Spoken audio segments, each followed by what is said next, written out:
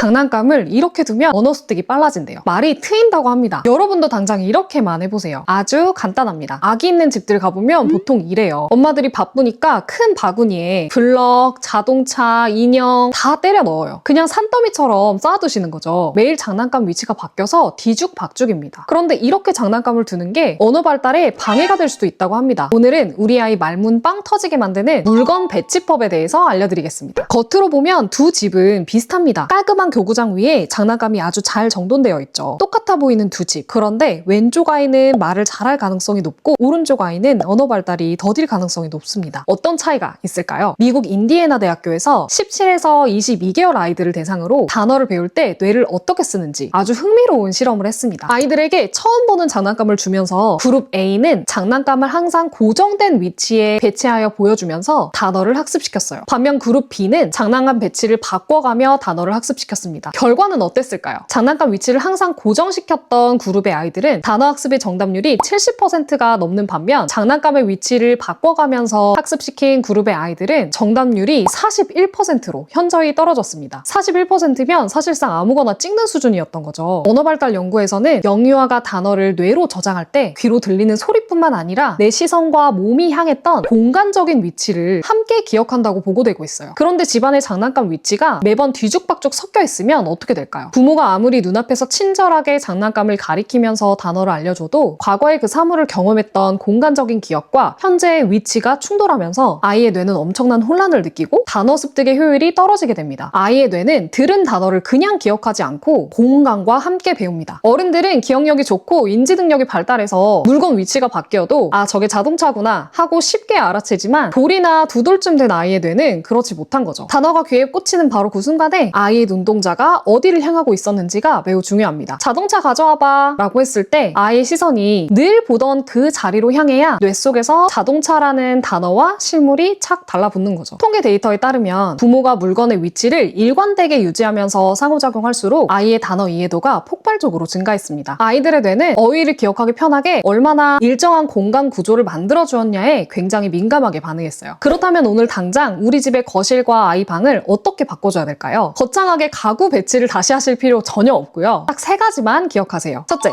장난감 바구니에 그림표 붙이기. 큰 바구니에 장난감을 담아두신다면 오늘 당장 바구니 앞에 그림표를 붙여서 용도를 딱 정해주세요. 아직 글을 읽지 못하니까 이름표가 아니라 그림을 그려서 붙여놓으시면 돼요. 여기 첫 번째 바구니는 무조건 자동차 집, 두 번째 바구니는 인형 집 이렇게요. 아무렇게나 쏟아붓고 섞어두던 바구니에 고정된 위치만 만들어줘도 아이의 뇌는 장난감을 꺼낼 때마다 단어를 연결하기 시작할 겁니다. 두 번째, 교구장이 있다면 배치를 고정하기. 집에 교구장이 있으신 분들은 이것만 기억하세요. 이번 주에 장난감을 한번 배치했다면 다음번 장난감을 새로 배치해주기 전까지는 그 배치를 절대 바꾸지 말고 고정시키세요. 매일 정리할 때마다 오늘은 퍼즐을 위쪽에 둬볼까 아래쪽에 둬볼까 하시면 절대 안 돼요. 장난감이나 교구가 항상 그 자리에 있으면 아이들은 단어를 더 잘 습득할 수 있을 거예요. 셋째, 식기와 옷도 지정석 만들기. 장난감뿐만이 아니라 아이의 눈과 손이 닿는 모든 생활용품들의 위치를 고정시켜주는 겁니다. 예를 들어서 아기 옷 서랍장 가장 아래 칸을 열었을 때 왼쪽 구역에는 무조건 양말, 오른쪽 구역에는 무조건 기저귀를 두는 식이죠. 아이가 직접 물건을 꺼내는 주방 공간이 있다면 항상 일정한 자리에 숟가락, 포크, 턱받이, 컵을 두는 겁니다. 이렇게 하면 아이가 서랍장 가장 아래 왼쪽에 있는 양말이라는 물건과 단어를 머릿속에서 매칭시키면서 일상 속에서 언어를 빠르게 흡수하게 됩니다. 공간의 일관성이 아이의 말문을 터뜨리는 최고의 환경이 되는 거예요. 정리해보면 큰 바구니에 장난감을 다 넣어놓고 매번 위치를 바꾸는 것이 아이가 단어를 쉽게 받아들이는 데에는 방해가 될 수 있습니다. 아이의 언어 발달은 특별한 교구보다도 부모가 건네는 한마디 그리고 일관된 집안 환경에 더 민감합니다. 오늘 아이가 잠들고 나면 집안 물건들의 고정 장소를 만들어주는 건 어떨까요? 오늘 영상이 두 돌쯤 아이 언어 발달을 고민하시는 분들에게 조금이나마 도움이 되었으면 좋겠습니다. 구독하시면 꼼꼼하게 공부해서 아이를 존중하는 놀이와 육아 정보 꾸준히 공유해드릴게요. 도움이 되셨다면 좋아요와 댓글 주시면 영상을 만드는 데 큰 힘이 됩니다. 그럼 다음 영상에서 뵐게요. 안녕.